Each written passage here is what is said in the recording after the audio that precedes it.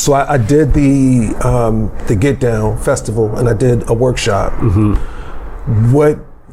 you came to the workshop. What would you change? What would you recommend? In my head, I think I break it into tiers, especially if it's a multi-week thing, so that they have an idea what the steps are to get to the end thing. Because so many people, you explain some shit and they assume, oh, I got to do that and then I got it. And it's like, no, there's way more shit to it. So I think being clear on that. I think in regards to touring, I think it'd be good to mention. I didn't think about it really that much until recently when some of the younger poets are like, oh, I started going out. It's eating and diet when you're on the road. Because most of the time you eat bullshit. And I think it's something to say, yo, if you're moving around a lot, it's important to eat properly. And then even though that seems stupid, some motherfuckers be eating bullshit, fried shit all day, all night, snack all the time, and they don't have any real shit. So I think mention that.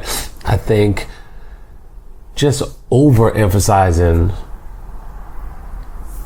the self-discipline it takes to continue to move forward. Are you talking about quitting? I'm talking about quitting or thinking, oh, fuck this, it's not. No, fuck those people. If I go to the white spot and the white spot ain't feeling my shit, it's like, oh, fuck them niggas, they don't know shit. It's like, they don't know shit. So you can't take that as a personal thing. I take that as to me, a critique on my art and learning if that's something I want to do, how to tell the story to more than just people that are used to hearing my story kind of thing. That's actually real valuable to me because I started in the hood in a spot called Bogies, but they pushed us over to the New Eurekan, and that was my first lesson. That because the New Eurekan was white, right? You know, yeah. I mean, it's the New Eurekans, so you expect it to be New York Puerto Ricans, right? But it wasn't. It was tourists, and it was white kids from NYU and from Columbia, right? Yeah. And you had to reach them. You know, you had to communicate. So I think that's a big thing for a lot of people, just so that they understand that and they understand what the importance of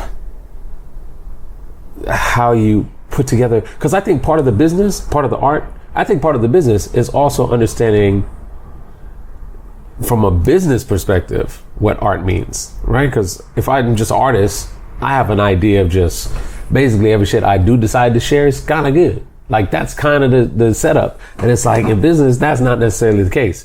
And businesses learn from their testing, right? So they put out some bullshit. They're like, this is great because we made it. And people eat that shit and go, this is bullshit. They go, oh, we're not making that no more, right? With poets, I think there's something to learning that just doing something or just putting it there doesn't necessarily mean it's great or that it's just great or it's going to be great for everybody. It's, you know, and start, I think, focusing with your demographic or whatever, because I think those are those business terms. You start thinking of demographic, that's not an art term. You're thinking demographically, like how the fuck do I get to this, or how do I get into, you know, writing for shit that's not not necessarily poetry. How do I write for a company? How do I write for, you know, Ocean Spray?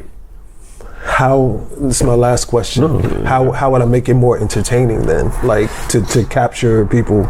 I think you have to tell some stories so they have context to some of your explanations in things. I think that would be great to hear. Any kind of context so that there's an understanding that this is how you got to that point of understanding it, is that I did this and this shit didn't work.